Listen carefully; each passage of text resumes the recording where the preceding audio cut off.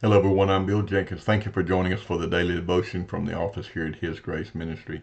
Uh, we have been looking this week, all week long, at forgiveness. Psalms 32 over in the Old Testament talked about the forgiveness that we are to receive of the Lord. And then yesterday, we started in Matthew 18, verse 21 and following, where Simon Peter comes to the Lord and talks about forgiving his brother. And we are taught in that passage of Scripture that just as we have been forgiven, we are to forgive other people. Now, a lot of times, if you went to somebody and asked them, "Do you understand forgiveness?" they would immediately say, "Yes, yes, I understand forgiveness."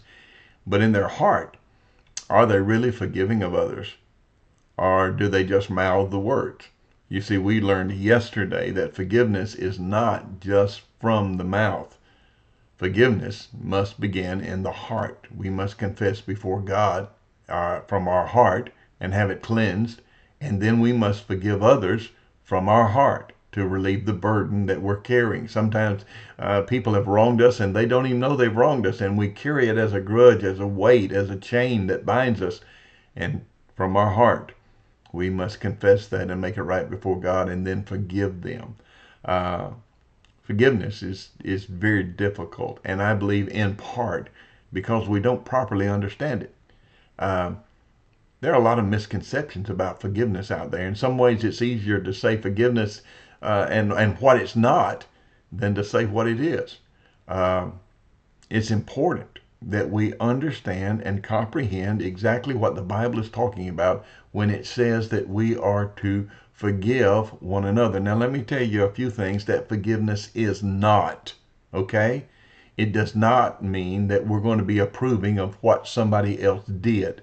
When you forgive somebody, it doesn't mean you accept what they did and you go ahead and approve of it. It does not mean making excuses for people's bad behavior. You can forgive them without accepting what they're doing. It does not mean justifying the evil of sin or somehow becoming that sins become less sinful.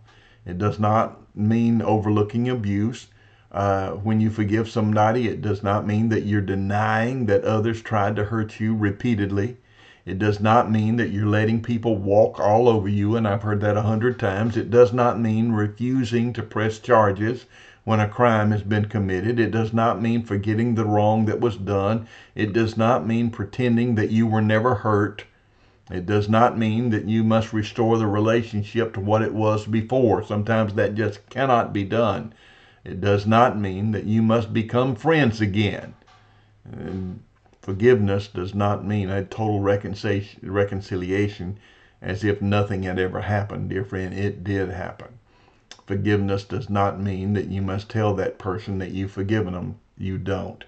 And forgiveness does not mean that all the negative consequences of the sin are counseled.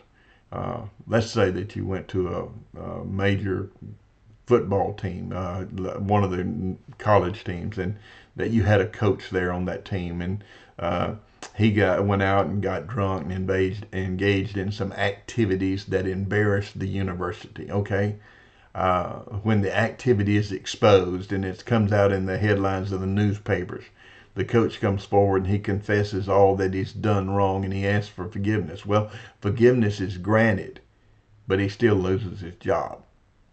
Forgiveness does not counsel all of the negative consequences of all of our foolish choices.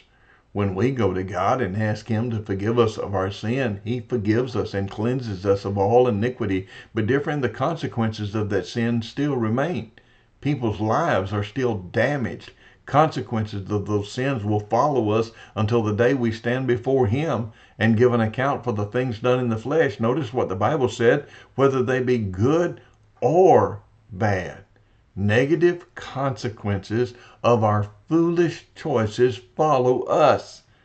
But, dear friend, they're also very uh, pertinent in the day and time in which you and I live. Jesus Christ in this scripture tells the story of a man who owed his boss a tremendous debt. And that debt would be something like $50 million today. He could never pay the enormous debt.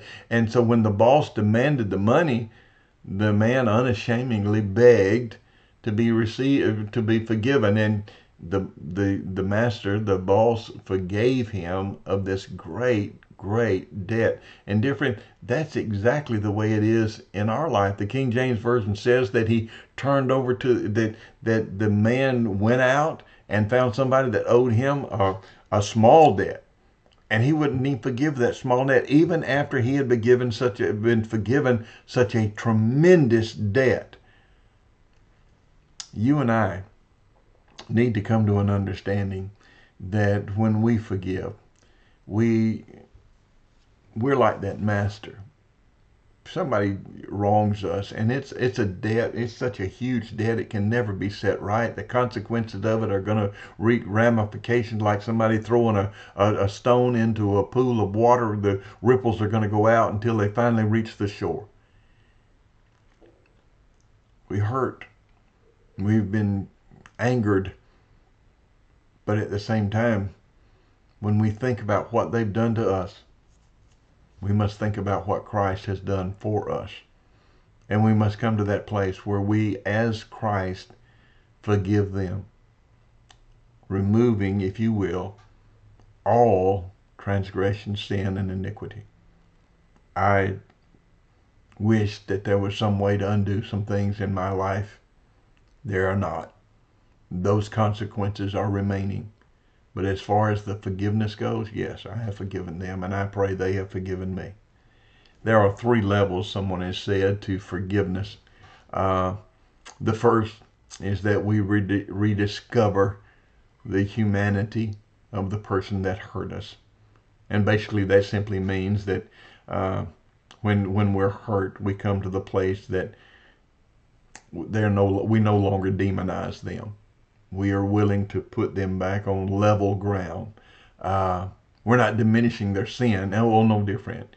We just simply come to the place to realize that because they're human, just like we are human, we fail, we miss the mark, we come short of expectations many times. And it can be your children, it can be your neighbors, it can be your boss or your coworkers or anybody else that you might come in contact with. Sometimes we just need to realize that they're human and humans make mistakes. Secondly, we must surrender our right to get even. I'm going to get them, preacher, because they got me. No different. Forgiveness, as taught in the Bible, never tries to get even. It's hard. It's natural. It's our humanity to want somebody else to pay for the pain they've caused us. But in the end, we must leave all judgments in the hand of a just and a merciful God. And then thirdly, we must revise our feelings toward the other person. And that literally means giving up our hatred, letting go of the bitterness. Ultimately, it means taking Jesus seriously when he says, love your enemies and bless those who curse you and do good to those that hate you and pray for those that spitefully use you and persecute you.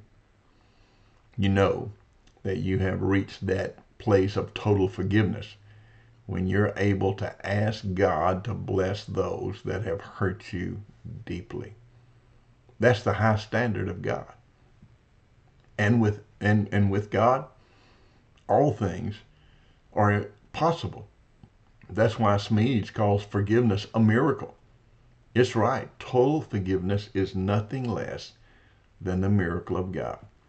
And as a Christian, forgiveness is not an option.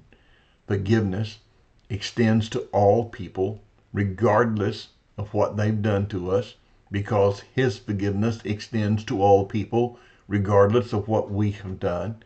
We have been forgiven much, and we must forgive much. Mark Twain said it this way: forgiveness is the fragrance the violet gives to the heel that crushed it. And you'll never be more like Jesus than when you forgive.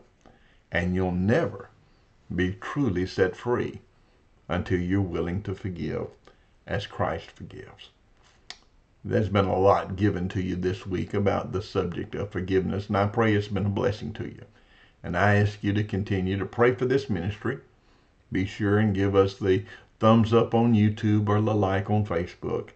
and to remember us as we are in revival this week, and ask you to continue to minister to others by sharing these messages on Facebook and YouTube and Instagram and Snapchat. Until Monday, may the Lord bless and keep you is our prayer.